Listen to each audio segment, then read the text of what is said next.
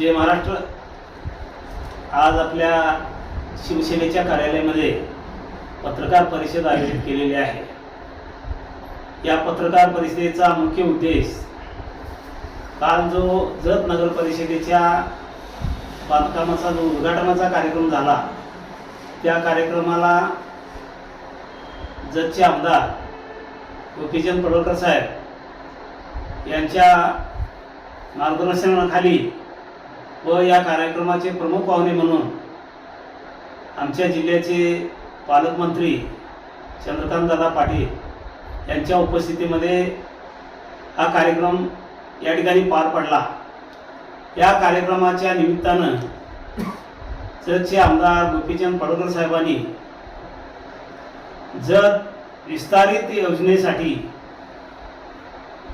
65 गावासाठी जी योजना चालू केलेली आहे, या योजनेच्या संदर्भामध्ये भाषण करत असताना या ठिकाणी त्यांनी उल्लेख केलेला की जत विस्तारित योजना ही योजना देवेंद्र फडणवीस साहेब आणि चंद्रकांतदादा पाटील साहेब यांच्या माध्यमातून ही योजना मंजूर झाल्याचं वक्तव्य त्या ठिकाणी केलेलं होतं। ही योजना 2023 मध्ये या महाराष्ट्राचे मुख्यमंत्री एकनाथजी शिंदे साहेब त्यावेळेचे मुख्यमंत्री म्हणून त्यांनी काम पाहिलेलं होतं आणि आता सध्याचे नगर विकास खात्याचे उपमुख्यमंत्री म्हणून आज ते कार्यरत आहेत। ज्यावेळी 2023 या सालामध्ये आमच्या पूर्व भागातील काही गावं कर्नाटक राज्यामध्ये जाण्याची भूमिका त्या ठिकाणी घेतली।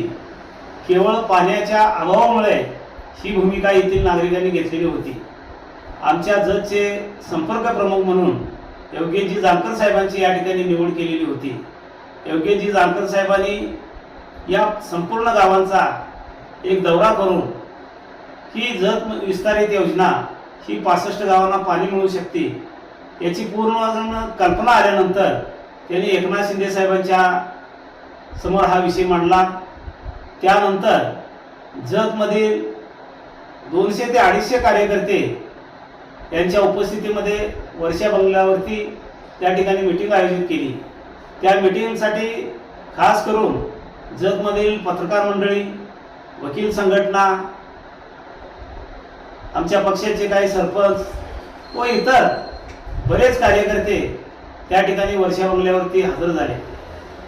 तो कार्यक्रम होत असताना आमची प्रामुख्यानं मागणी जत विस्तारित योजनेसाठी 2000 कोटीचा निधी उपलब्ध व्हावा अशी मागणी आम्ही सर्वांच्या एकमतानं शिंदे साहेबांच्याकडे केली। त्यावेळी शिंदे साहेबांनी ताबडतोब त्या योजनेस मंजुरी दिली आणि 15 डिसेंबरला या योजनेचं टेंडर काढलं। ज्यावेळी आपल्या जत विधानसभेची निवडणूक लागली त्यावेळेस या विस्तार योजनेचं 30% काम पूर्ण झालेलं होतं आणि 65 गावांना पाणी मिळतंय याची खातरजमा या भागातल्या लोकांना झाल्यामुळंच आमच्या महायुतीचे उमेदवार म्हणून आमदार साहेबांना या ठिकाणी जनतेनं भरभरून मतदान केलेलं आहे। परंतु काल जो उल्लेख स्टेजवरती केला गेला की देवेंद्र फडणवीसांनी चंद्रकांतदादांनी ही योजना मंजूर केली असं जे वक्तव्य केलं, त्या ठिकाणी खरं श्रेय एकनाथ शिंदे साहेबांना जातंय की इथे सर्व जनतेला ज्ञात आहे आणि या योजनेचे शिल्पकार म्हणून शिंदे साहेबच आहेत आणि ते काम करत असताना योगेश जानकर साहेबांच्या माध्यमातून या 65 गावांना पाणी मिळालेलं आहे आणि या ठिकाणी शिवसेनेचं जे काम झालेलं आहे त्या कामाचा भाजप अशांना विसर पडल्याचं दिसून येतंय।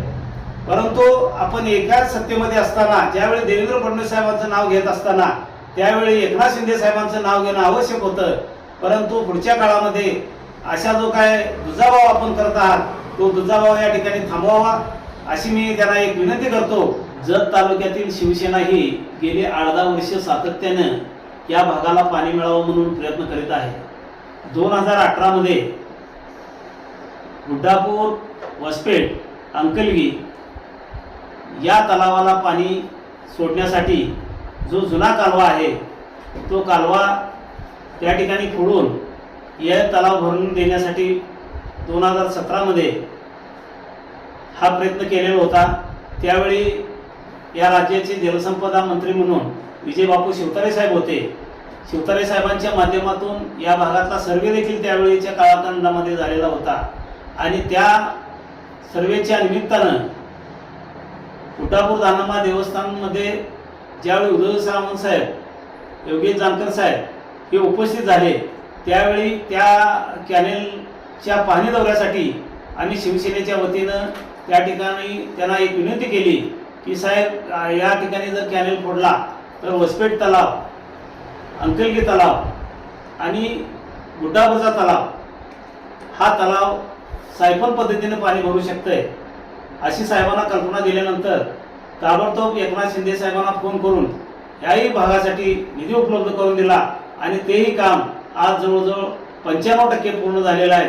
हे सर्व काम शिवसेना सातत्याने पाठपुरावा करत असल्यामुळेच या तालुक्याला ह्या पाण्याची सुवर्ण संधी ही शिवसेनेच्या आणि एकनाथ शिंदे साहेबांच्या माध्यमातूनच मिळालेली आहे, ही या ठिकाणी कोणी विसरता कामा नये। Press the bell icon on the YouTube app and never miss another update.